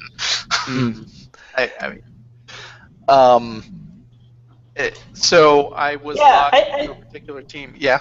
I thought that was a really good way to make the majority of the game very linear and still have all of these options matter in a gameplay in a gameplay way. Because they came together at the end and it was very obvious and visual of here's where all of those choices you made came into play and are influencing things. So hopefully you made the right choices, and you didn't necessarily know that those would be the impact, but it feels very fair, and it also feels like, all right, the game is keeping track of stuff. Yeah, it was a good solution too, genre-wise, because that kind of genre of story, I'm okay with my choices not mattering because I'm not expecting like a Game of Thrones style, like I just got somebody killed thing happening. So it's just kind of like, it doesn't matter, whatever's fun, I'm going to do it, and the game's going to get me to the end of the game, and that's going to be fun. But at the same time, I don't get this hunter, but I get Claptrap because I made different choices, so that's fun. Yeah, like one particular thing is periodically you get the chance to like find or steal money, and you get the chance to buy something that's cheap or expensive. And at first I was really careful with the money because, well, I'm just that kind of game player that ends up with 500 health potions at the end of the RPG, right? It's like, I don't want to spend too much money, I might need it later. But then as it went on, I was like, well, it doesn't seem like the money matters too much after all. I'm going to buy the cooler car. And then at the end, they're like, you don't have enough money to hire this mercenary. So I was like, fuck, it did matter. See, for me, I like to buy skins, so I was buying every costume available, and I was living hand to mouth. But then I didn't shoot Felix, and he's like, oh, by the way, here's your cut of the loot, and I got all the money anyway. And then I was like, I'm so excited, I get to hire this mystery hunter, and it turned out to be freaking Claptrap. And I was like, no! No way. Oh, thank God I didn't. He was like, good news, everybody, it's me! And I'm like, oh, good, I'm so happy I spent $1 million on you. So they really troll you to try and save your money. I'm so glad you told me that, so I don't have to go through it myself. Yeah, I'm glad we avoided Claptrap. Good job, Russell. I fucking hate Claptrap. Good job leaving him out of the rest of the game, because he is the Jar Jar of the Borderlands universe. Yeah. Claptrap. Did anyone else feel that the ending was, or not the ending, but so the death, Sasha's death, was weird on two accounts? Wait. One, when she died, I thought, oh, okay, this is meaningful for her. She's, it's her storyline. She's saying, I'm giving myself up for everyone, because that's the kind of character she seemed to be, where, where Fiona and Reese are all about themselves, and then you see her jump in and kill herself, or offer herself up for death, and I was like, oh my gosh, she's so much better than us. But it's sort of like, before that, it was a very like, nobody's gonna die, you just do what you do, everyone's gonna have fun, and when that happened, it was like a slap in the face. She didn't die. Yeah, then they did the Deus Ex Machina thing where they kind of... Yeah, you forgot about it, because she was dead for a minute. Yeah, I think that fits the universe really well, because this is a universe where death is just like, welcome back, we reconstructed your body. So it would have felt weird if she didn't come back, but at the same time it was kind of like oh shit, this just got real, and then, just kidding, it's Borderlands, you're fine. Well, I mean, Scooter didn't come back, but like, good riddance. Yeah. He got the best ending Scooter could have ever had. Yeah. Get your ride! Will not be back for Borderlands 3. Thank you very much. God. Kissing Scooter was pretty terrible. I was like, oh, thank God he's dead. They did that. I noticed that they people really started honing in on this in comedies. Is they use that contrast effect a lot. In psychology, you got that like going from a deep low to a deep high. To sort of like, whatever, she kind of passes away, and then she goes, "I'm not dead yet. That was just a big sigh. I had to release some pain." And then you start laughing. Yeah. and then you see that she's better, and you're like, oh, it's this the contrast between how low you were and now you're at a moderately high. It feels like you're just over the moon. But I thought that was a good manipulation. We just rewatched Galaxy Quest, and that thing that you just mentioned is one of the reasons it's such a great movie. Yeah. This definitely feels like the Galaxy Quest of adventure games. So fun. I love the more than Space Quest. Teamwork was an important theme, like story-wise, for the game, and they really made that come together in the ending mech boss fight, where it's almost like a Power Rangers. We all are controlling a mech together, and we each get moves. Yeah, that was funny. Oh yeah, so good. So I'm curious, did anyone of you not romance Sasha? Oh, I shipped them so hard. Me too. You what? Shipped them so hard. It's what the kids say when you put two characters together that you want them to end up together. You're shipping them. Oh, yeah. I think she's like the only redeemable person on the cast. That's not necessarily true. I like everyone, but everybody's a flawed hero. Which means she deserves much better than Reese, but hey. Yeah, she seems to like him, so I'll give them my blessing as her sister. Sure. Right. Yeah, well, I actually didn't go down that romantic path because I was just like, yeah, I guess this makes sense, but I don't really care about seeing it play out. And it was also really weird for me to play as Reese going through that relationship because I was like, well, I like guys, so I don't really want to go and kiss this person. I can understand how they would want to, but. Did you like Reese? Did you find Reese cute? Oh yeah. Yeah, he's got that kind of nerdy, dorky scoundrel thing that's pretty appealing to most of the girls I've talked to. When even just watching the trailer, they're like, I have a huge crush on Reese, and I was like, really, Reese? And they're like, yeah, he's great. He's bumbling and kind of a nerd. I'm like, oh man, the tastes are. I do not understand what women find attractive, I guess, because I'm like, Thor, right? He's cute. Well, Reese is for noobs. Vaughn is the one. Vaughn is surprisingly ripped. I can see that. not Vasquez? Oh yeah, Vasquez too. Oh, he's got such a good voice. Here's the thing. As far as Vasquez goes, I was really sad when he was dead because I thought that we would be able to eventually redeem our friendship, and go from backstabbing to partners in crime kind of thing. We need a we're not so different, you and I kind of speech. Yeah, it was like Yvette in the end. You you have an option to save her. Yeah. Did anybody just feel like fuck Yvette by that point in the story? Yes, I left Yvette. I saved her. I'm a sucker for that. I saved her. But I mean, and I am actually a little sad we didn't get to play as Patrick Warburton. Yes. That would have been In a way, we kind of did. We got to play as his hologram, which was as close as I've ever been. Oh yes, that was just the best. And that whole finger gun scene was. Oh yeah. Oh good. All that too, because the action sequences in Telltale games are so well established. Yeah, it was almost parodying their own company when they did that. They're like, here's the traditional fight scene, but it's finger guns because this is Hyperion and they're weird. Yeah, it's very much this, I'm going to kill you. No, really, I'm going to kill you. It was so epic with bullet time and spinning cameras, and I loved it. A perfect 80s action parody. I loved it because it felt like, I imagine that, there's a design team who's sitting back there, and a lot of times on a lot of their games, they're like, oh, you know what we should do? We should have, Sansa Stark all of a sudden fly in and do something crazy, and they're all like, haha, but seriously. But on this game, it could be like, let's have them have a gunfight with their fingers, haha, but seriously. And then they do. Let's do it. Like those, terrible, Friedberg and Seltzer, or whoever those guys are, that keep making those bad parody movies, Epic Movie and Date Movie, and they're like, I haven't seen any of them, but all the reviews basically just say they string together a bunch of scenes from other movies and don't tell any jokes, and it's supposed to be funny just because it's out of place. To me, it feels like a Community, the way Dan Harmon will do a parody episode, but it's also fits the universe of that world. So it's like a paintball episode is how that scene felt to me, where it's just like, this is ridiculous, but also it makes sense in this universe we've set up. Yes. Yeah, it was just the more awesome. It was just more awesome the longer it went on. Yeah.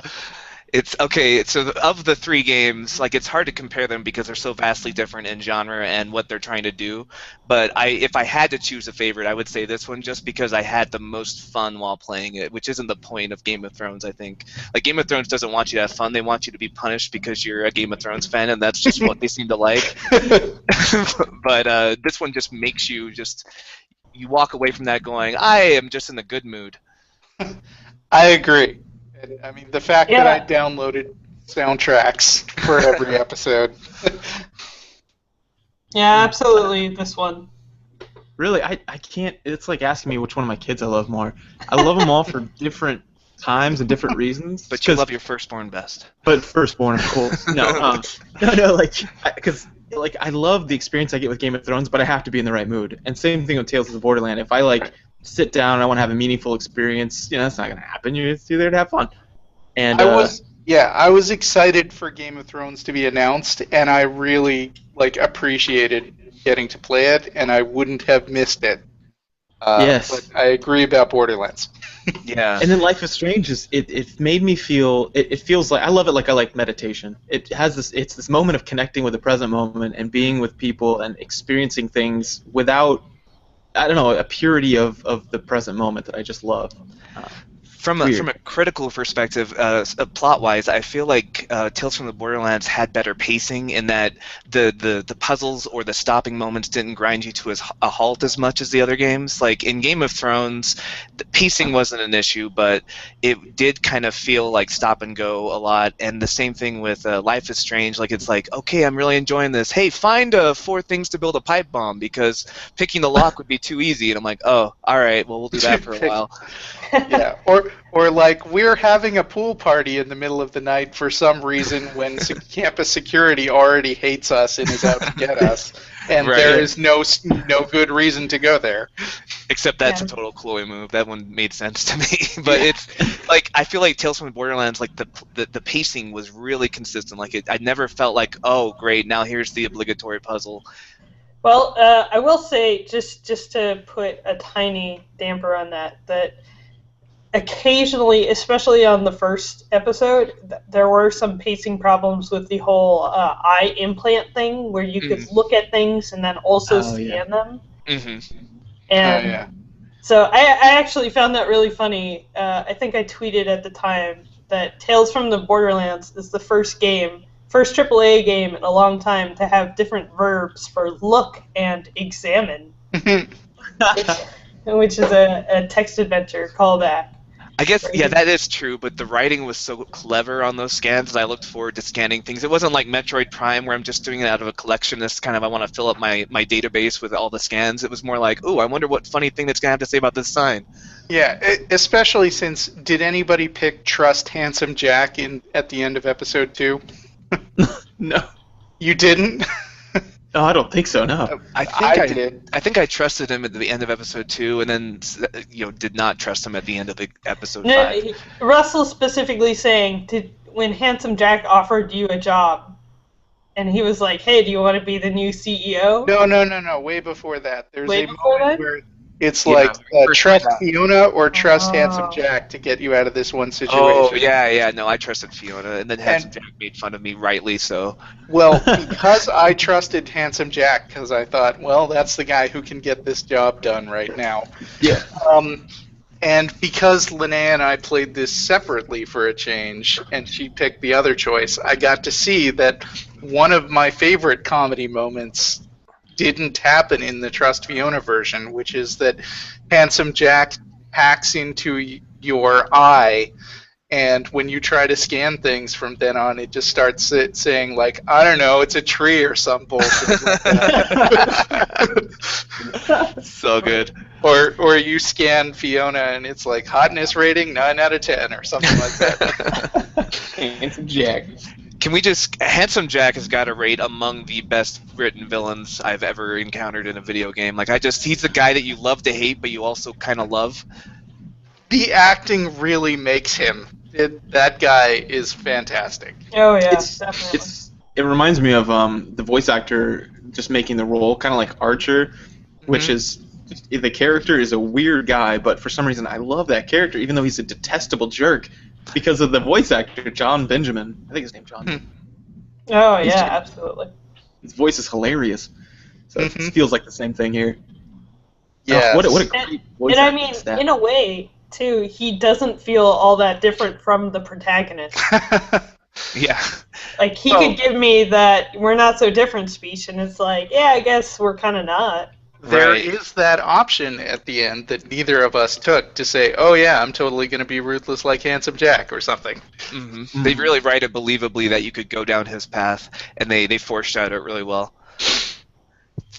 Yeah, but I did play Borderlands 2 and loved him as the villain in that too. Yes. Seeing him turn into the guy he was. Well, and in the prequel too, you get to see his arc of hero to anti-hero to villain.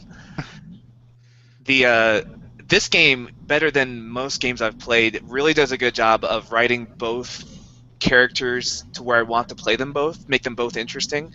Like usually in games like Game of Thrones, there's one storyline wherever it switches to. Like in the novels, I just did not care for the Daenerys chapters. I was like, oh, okay, another Daenerys chapter. Or in the game, I was like, okay, we're back in the north with Garrett. Who cares? Let's get back to the cool stuff. But I can do without all those goddamn Greyjoys in the book. Right? Yeah, exactly. Yeah. But in this game, from Fiona to Reese, I was just excited. Whoever I was playing, I was excited to get back to their story. Yeah. Did anyone else have that experience, or was it more like, oh, get back to Fiona or get back to Reese, or was it kind of a, I don't know, it just hit a perfect balance where I was ready for whoever was going to narrate?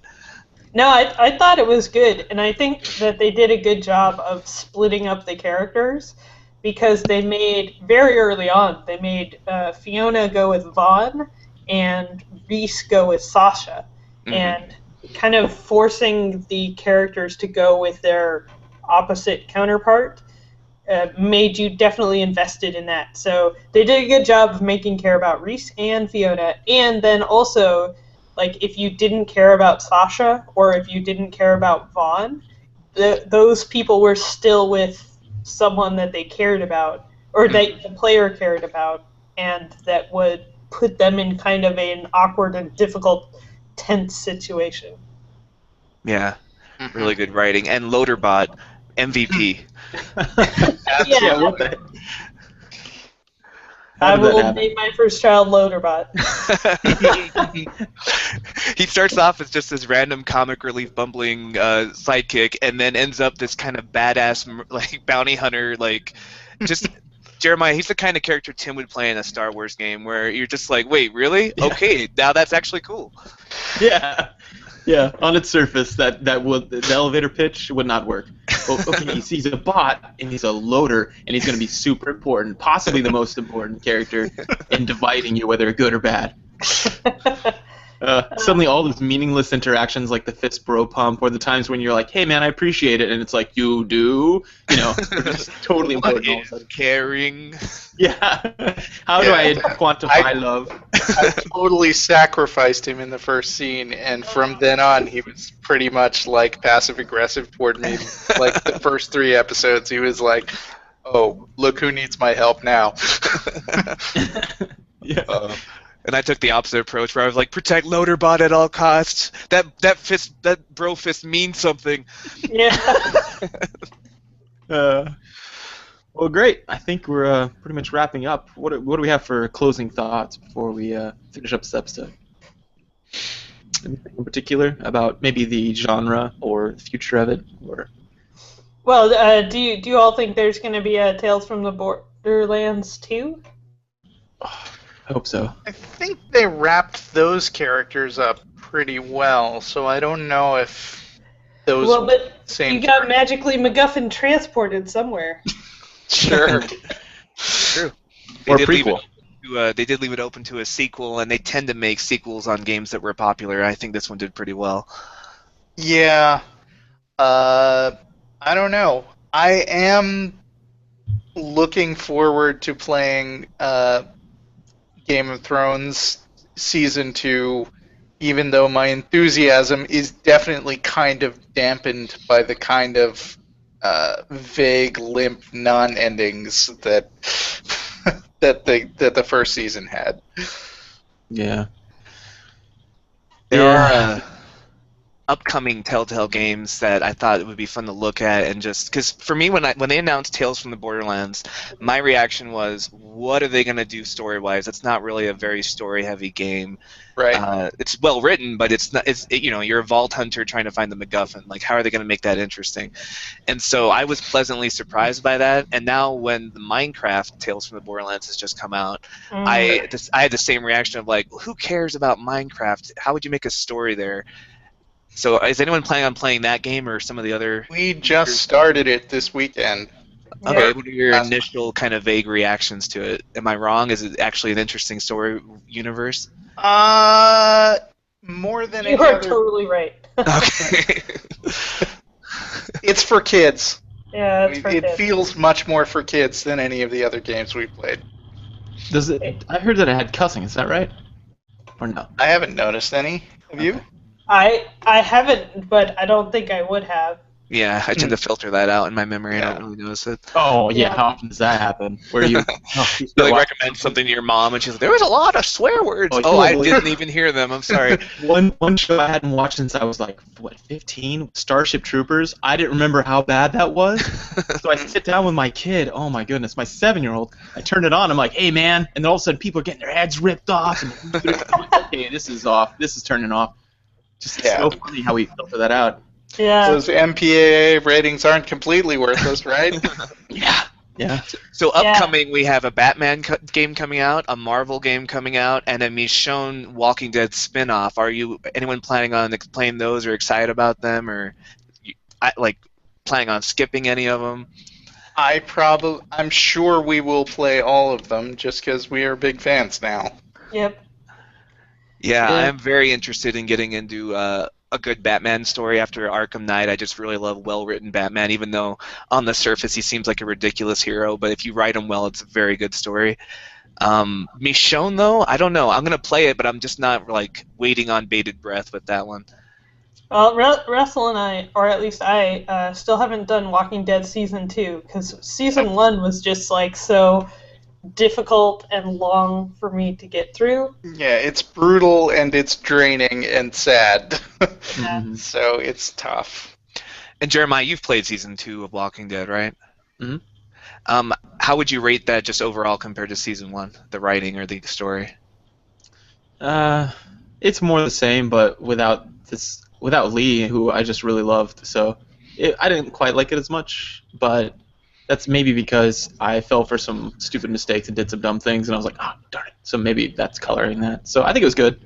Yeah, I do think it was really fun, but again, for me, Lee is my favorite character in that universe, the comics, the show, everything, and so it wasn't as good for me just subjectively because Lee was no longer a presence. Which is a spoiler, by the way. Yeah, we're assuming at this point that everyone's played Walking Dead. But Batman in a Telltale, the coolest part about Batman is playing as Batman, being, hiding in the rafters and, I don't know. Scaring the crap out of people. Yeah, beating 16 guys down by yourself. It just feels crazy. You're like, oh man, I'm a crazy force of nature. So it's going to be weird in quick time and decision making. I don't find Bruce Wayne all that interesting. Borderlands was an all-action universe, and they managed to come up with something different. And maybe your experience of Batman is colored by how you expect him to play based on the Arkham games. I think so, yeah. I'm trepidatious.